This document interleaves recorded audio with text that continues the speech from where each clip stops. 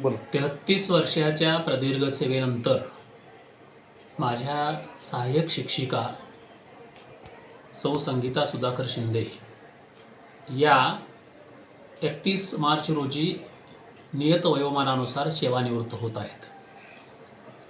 या 33 वर्षाच्या सेवेच्या कालावधीमध्ये विज्ञान विषयाच्या शिक्षिका म्हणून त्यांनी चांगलं काम केलेलं आहे. किंबहुना हे काम करत असताना त्यांच्यावरती वेळोवेळी ज्या जबाबदाऱ्या दिल्या त्या जबाबदाऱ्याही त्याने तितक्याच सक्षमतेनं पार पाडण्याचा प्रयत्न केलेला आहे. शाळेमध्ये विज्ञान प्रदर्शन भरवणं असेल, शहर स्तरावर जिल्हा स्तरावर विज्ञान प्रदर्शनामध्ये विद्यार्थ्यांना घेऊन सहभाग असेल, वेळोवेळी सातत्यानं त्याने यामध्ये सक्रिय सहभाग घेतलेला आहे. अनेक वेळेला याची पारितोषिकंसुद्धा विद्यार्थ्यांना मिळालेली आहेत.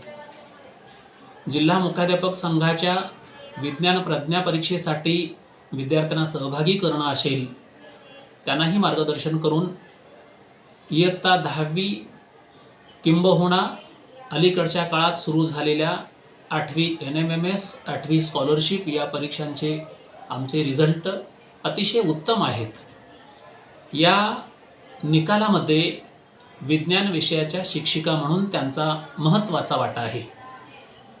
एक शिक्षिका म्हणून काम करत असताना मुख्याध्यापकांनी दिलेल्या आदेशाचं पालन करणं, संस्थेनं दिलेल्या सूचनांचं पालन करणं, किंबहुना या शाळेला एका गुणवत्तेच्या वरच्या टप्प्यावर घेऊन जाण्यासाठी त्यांनी जे प्रयत्न केलेले आहेत ते प्रयत्न निश्चितच कौतुकास्पद आहेत.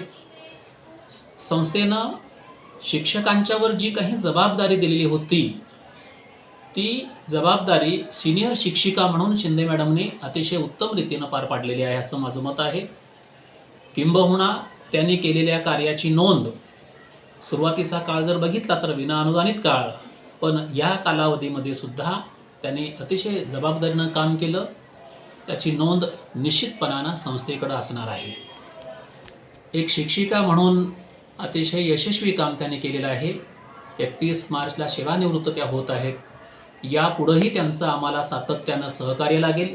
संस्था वेळोवेळी त्यांना गरजेनुसार बोलवेल आणि त्यांच्या ज्ञानाचा शाळेसाठी लाभ घेईल, विद्यार्थ्यांच्यासाठी लाभ घेईल. भविष्यात त्याने उत्तम आरोग्यपूर्ण जीवन जगावं, उत्तम आरोग्य त्यांचं राहावं यासाठी परमेश्वरचरणी प्रार्थना.